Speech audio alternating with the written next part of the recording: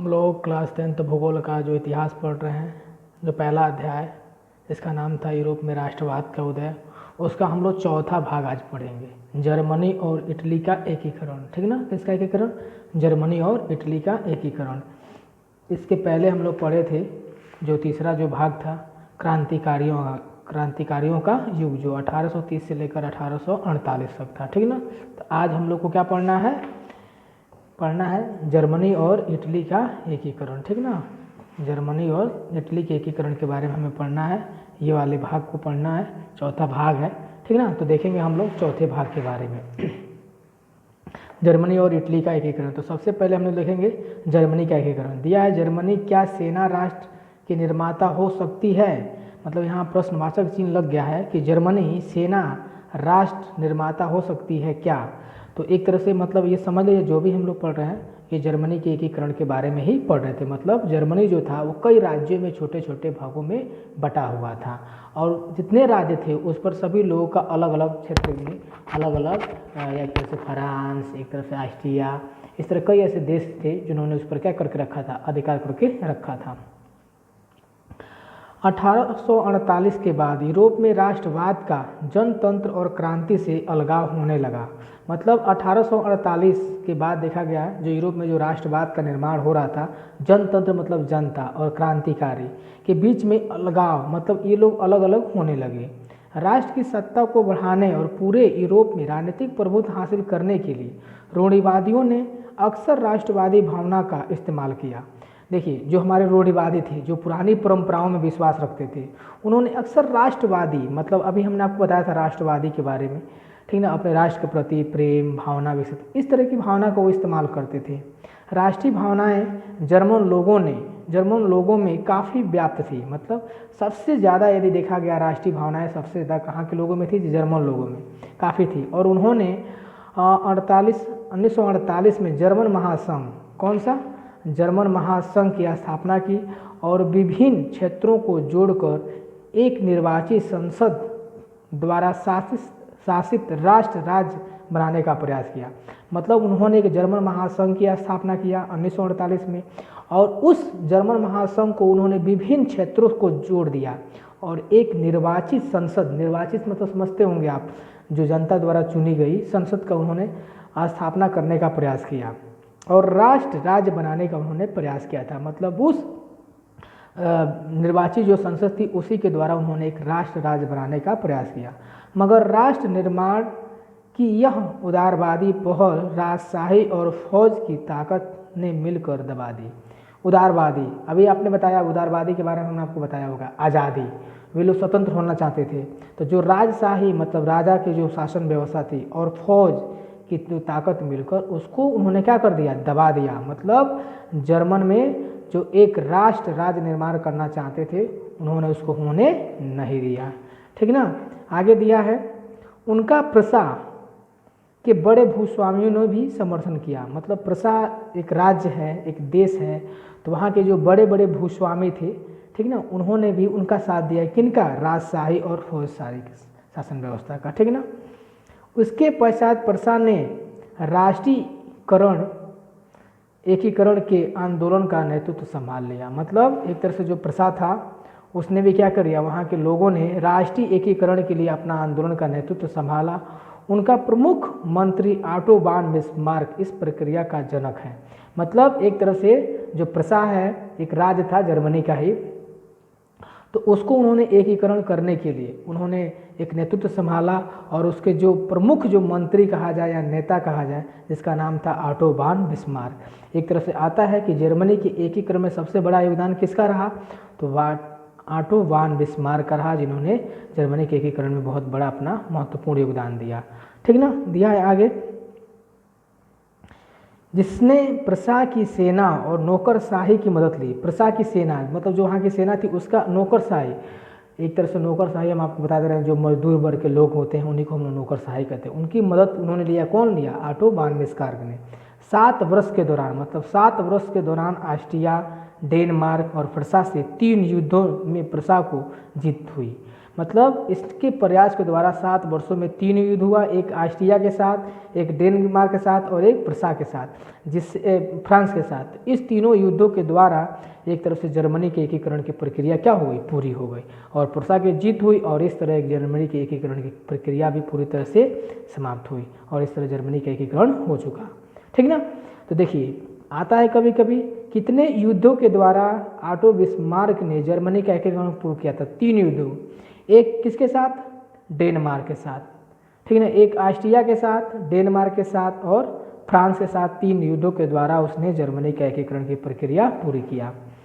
जनवरी 1871 में वासरा में हुए एक समारोह में प्रसा के राजा, मतलब प्रसा के उस समय राजा कौन थे? विलियम प्रथम को जर्मनी का सम्राट घोषित किया गया। मतलब जब जर्मनी का पूरी तरह से एकीकरण हो गया, जर्मनी जो अलग अलग भागों में जो बटी थी उन सभी राज्यों को एक में मिला दिया गया, तो उस समय वो जो प्रसा का राजा था जिसका नाम था विलियम्स प्रथम, उसको जर्मनी का सम्राट घोषित कर दिया गया 1971 में। प्रश्न आता है कि जर्मनी का एकीकरण की जब पूरी हो गई तो उस समय जर्मनी का सम्राट कौन हुआ? तो विलियम्स प्रथम। ये कहाँ का राजा था? प्रसा का राजा था। जर्मनी में राष्ट्रीय निर्माण प्रक्रिया में ने प्रसा राज्य की शक्ति के प्रभुत्व को दर्शाया था। नए राज्य ने जर्मनी की मुद्रा, बैंकिंग, कानून तथा न्यायिक व्यवस्था का आधुनिकीकरण कर काफ़ी जोर दिया, और प्रसा द्वारा उठाए गए कदम और उसकी कार्यवाहियाँ बाकी जर्मनी के लिए अक्सर एक मॉडल बना। ठीक ना। मतलब जर्मनी में जब इस तरह की शासन व्यवस्था स्थापित हो गई तो वहाँ विभिन्न तरह के सुधार हुए, मुद्रा, बैंकिंग, कानूनी, न्यायिक व्यवस्था का सबका आधुनिकीकरण कर दिया गया, और विभिन्न तरह की जो भी कार्रवाइयाँ की गई, जिससे जर्मनी में अक्सर एक मॉडल के रूप में उसको पहचाना जाने लगा, और विभिन्न तरह का कार्य किया गया। ठीक ना।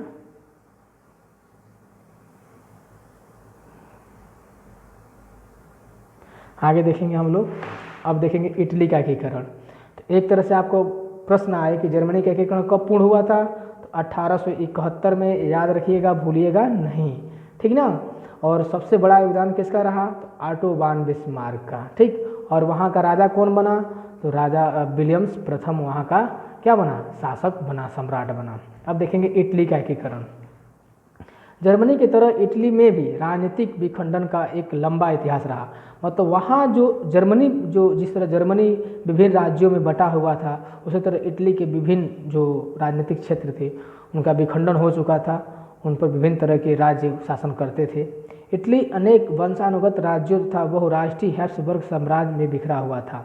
मतलब वंशानुगत समझते होंगे, राजाशाही शासन व्यवस्था। मतलब एक राजा शासन करेगा तो दूसरा राजा फिर से उसका पुत्र क्या होगा? राजा ही बनेगा। ठीक ना। 19वीं सदी के मध्य में इटली 7 राज्यों में बटा हुआ था। कितने राज्यों में? 7 राज्यों में, जिसमें से केवल एक सार्डिनिया पिडमांट में एक इतालवी राजघराने का शासन था। उत्तरी भाग ऑस्ट्रियाई हैब्सबर्ग के अधीन था। मतलब जो इटली का जो उत्तरी भाग था उस पर किसका? ऑस्ट्रियाई हैब्सबर्ग का अधीन था, और जो सार्डिनिया पिडमांट था उसका दिया है इतालवी राजघराने का शासन व्यवस्था था। ठीक ना। मध्य इलाकों पर पोप का शासन था। जो मध्य, किसके मध्य? इटली का जो मध्य इलाका था, बीच वाला जो सिरा, उस पर किसका? पोप का शासन व्यवस्था था।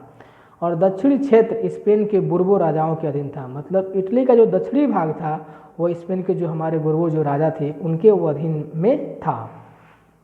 1831 और 1848 में क्रांतिकारी विद्रोहों की असफलता से युद्ध के जरिए दिया इतालवी राज्यों को जोड़ने की जिम्मेदारी सार्डिनिया पिडमांट के शासक विक्टर एमुनियल द्वितीय पर आ गई। मतलब देखिए उस समय एक तरह से जो हमारे 1931 में 1831 से लेकर 1848 में क्रांतिकारी विद्रोह की असफलता हुआ, उसके जरिए जो इतालवी जो राजघराने थे उनको जोड़ने का प्रयास किया गया। उस समय सार्डिनिया पिडमांट के जो राजा थे, शासक थे, विक्टर एमुनियल द्वितीय नाम था उनका, उनके ऊपर पूरी जिम्मेदारी आ गई थी कि वह अपने इटली को स्वतंत्र कराए और उनका पूरी तरह से एकीकरण करे। इस क्षेत्र के शासक अभिजात वर्ग की नज़रों में एकीकृत इटली उनके लिए आर्थिक विकास और राजनीतिक प्रभुत्व की संभावना उत्पन्न करता था। मतलब वो ये जानते थे कि यदि इटली का एकीकरण हो जाए तो उससे उस देश का, मतलब किसका, इटली का आर्थिक और राजनीतिक प्रभुत्व का विकास होगा। ठीक ना। मंत्री प्रमुख कापूर नाम था उनका, जो मंत्री प्रमुख, जिसने इटली के प्रदेशों को एकीकृत करने वाले आंदोलन का नेतृत्व किया। मतलब एक तरह से आता है कि इटली का एकीकरण किसने किया था, तो वो कापूर था जिसने इटली का एकीकरण पूर्ण किया था। ठीक ना। इसने क्या किया, इटली के एकीकरण के लिए जो आंदोलन चलाया उसका नेतृत्व इसने ही किया था, कापूर ने। न तो एक क्रांतिकारी था और न ही जनतंत्र में विश्वास रखने वाला। जनतंत्र मतलब जनता में। दिया है, इतालवी भाषा से कहीं बेहतर व अभिजात वर्ग के लोगों की तरह फ्रेंच भाषा बोलता था।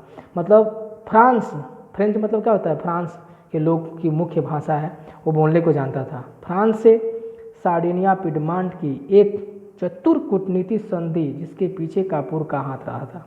उसने सार्डिनिया और पिडमांट के बीच एक मतलब संधि कराया था। ठीक ना। और वह उस संधि में कूटनीति की संधि कहा गया, उसके पीछे इसी का बहुत बड़ा हाथ था, किसका, कापूर का। से सार्डिनिया पिडमांट 1859 में ऑस्ट्रिया बलों को हरा पाने में कामयाब हुआ। ठीक ना। मतलब एक तरह से जो सार्डिनिया पिडमांट था उस पर किसका अधिकार था, ऑस्ट्रिया का। उनसे उसको हरा दिया 1859 में और उस पर अपना अधिकार कर लिया। नियमित सैनिकों के अलावा दिया है, एक तरह से उसके जो सैनिक थे वो भी बहुत बड़ा योगदान दिया। जुसेपी गैरीबाल्डी के नेतृत्व में भी भारी संख्या में शस्त्र स्वयंसेवकों ने इस युद्ध में हिस्सा लिया और 1860 में वे दक्षिणी इटली और 2 सिसिलियों के राज्यों में प्रवेश कर गए और स्पेनिश शासकों को हटाने के लिए स्थानीय किसानों का समर्थन पाने में सफल रहे। मतलब देखिए, इटली के 2 क्षेत्र थे जिसका नाम था सिसिलियों। ठीक ना। तो उन्होंने वहाँ प्रवेश किया और स्पेन के जो शासक थे उनको वहाँ हटाने के लिए जो स्थानीय वहाँ के जो किसान थे उनका उन्होंने समर्थन पाया और 1861 में, ठीक ना, इमैनुअल द्वितीय को एकीकृत इटली का राजा घोषित किया गया। मतलब एक तरह से वो लोग सफल हुए, उनको हरा दिए और हराने के बाद उन्होंने क्या किया, जो इटली के जो इमैनुअल द्वितीय जो थे, ठीक ना, उनको वहाँ का उन्होंने क्या कर दिया, सम्राट घोषित कर दिया, किसको, इटली का। तो इस तरह 1861 में इटली का एकीकरण पूरी तरह से पूर्ण हुआ। ठीक, कब पूर्ण हुआ था, 1861 में। तो याद रखिएगा, भूलिएगा नहीं। तो इस तरह कई युद्धों के द्वारा यहाँ पर भी क्या किया गया, हटाया गया और उन पर पूर्ण रूप से इटली का एकीकरण कार्य पूरा किया गया। अब दिया है ब्रिटेन की अजीब दास्तान। ब्रिटेन के बारे में थोड़ा सा देखेंगे। ब्रिटेन में भी अजीब दास्तान थी। एक तरह से ब्रिटेन में भी लोग स्वतंत्र हुए थे, वहाँ के राजा के विरुद्ध बहुत तरह की लड़ाइयाँ हुई। 1688 ईस्वी में कहा जाता है एक तरह से ब्रिटेन पूरी तरह से स्वतंत्र हुआ था। ठीक ना। कुछ विद्वानों ने तर्क दिया कि राष्ट्र या राष्ट्र राज्य का मॉडल या आदर्श ग्रेट ब्रिटेन है। मतलब पूरी तरह से जो मॉडल देखा गया, आदर्श मॉडल, वो कौन सा है, ग्रेट ब्रिटेन है। दिया है, ब्रिटेन में राष्ट्र राज्य का निर्माण अचानक हुई कोई उथल पुथल या क्रांति का परिणाम नहीं थी। यह एक लंबी चेतन वाली प्रक्रिया का नतीजा था। 18वीं सदी से पहले ब्रिटानिया राष्ट्र था ही नहीं, ब्रिटानिया द्वीप समूह में रहने वाले लोगों अंग्रेज, वेल्स, स्कॉट और आयरिश की मुख्य पहचान नित्य जातियाँ होती, मतलब जनजातियों के द्वारा मतलब पहचान की जाती है। इन सभी जातियों समूहों की अपनी सांस्कृतिक और राजनीतिक परंपरा थी। मतलब एक तरह से देखा गया था, मतलब वो जनजातियाँ जो थी, जातियाँ, उनकी अपनी एक पहचान, अपनी उनकी एक संस्कृति और अपनी एक राजनीतिक पहचान थी उनमें। 1688 में राजतंत्र की ताकत छीन ली गई थी। मतलब अभी हमने आपको बताया ना कि वहाँ जो एक निरंकुश शासक होते थे, राजशाही शासन व्यवस्था, वहाँ से वो निकल कर 1688 में वहाँ राजतंत्र शासन व्यवस्था की ताकत जी वो समाप्त हो चुकी थी। अब उसके जगह पर वहाँ की शासन व्यवस्था संसद के हाथों में आ चुकी थी। इस संसद के माध्यम से एक राष्ट्र राज्य का निर्माण हुआ जिसके केंद्र में इंग्लैंड था। मतलब एक संसद का निर्माण किया गया और उसी संसद के द्वारा एक राष्ट्र राज्य का वहाँ पर निर्माण किया गया जिसके केंद्र में कौन था, इंग्लैंड था। इंग्लैंड और स्कॉटलैंड के बीच डेक्स ऑफ यूनियन 1707 में United kingdom of great Britain का गठन किया गया था। मतलब इस इंग्लैंड और स्कॉटलैंड के बीच में दिया है एक्ट्स ऑफ यूनियन, जो 1707 में उसकी स्थापना, जिसका नाम रखा गया था United kingdom of great Britain. इसका गठन किया गया था 1707 में। कभी कभी आता है कि यूनाइटेड किंगडम का गठन कब किया गया था, तो 1707 में। इससे इंग्लैंड व्यवहार में स्कॉटलैंड पर अपना प्रभुत्व जमा पाया। मतलब इस तरह जब उसने यूनाइटेड किंगडम की स्थापना कर दिया तो उस पर पूरे स्कॉटलैंड पर पूरी तरफ से अपना जो प्रभुत्व था वो इंग्लैंड क्या किया, जमा लिया था। इसके बाद ब्रिटानिया संसद में आंग्ल सदस्यों का दबदबा रहा। मतलब जो ब्रिटानिया संसद थी, तो ब्रिटेन संसद के नाम से जाना जाता है, उस पर किसका दबदबा रहा, आंग्ल जो सदस्य थे उसका। एक ब्रितानी पहचान के विकास का अर्थ यह हुआ कि स्कॉटलैंड की खास संस्कृति और राजनीतिक संस्थाओं को योजनाबद्ध तरीके से दबाया गया। मतलब एक तरह से स्कॉटलैंड की जो खास जो संस्कृति थी और वहाँ राजनीतिक जो व्यवस्थाएं थी उसको योजनाबद्ध तरीके से ब्रिटेन के लोगों ने उसको क्या कर दिया, दबा दिया। और इसलिए वहाँ पर एक नया ब्रितानी राष्ट्र का निर्माण किया गया।